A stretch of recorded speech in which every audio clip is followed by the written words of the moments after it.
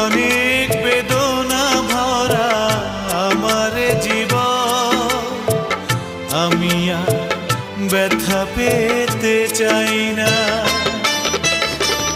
অনেক দেখেছি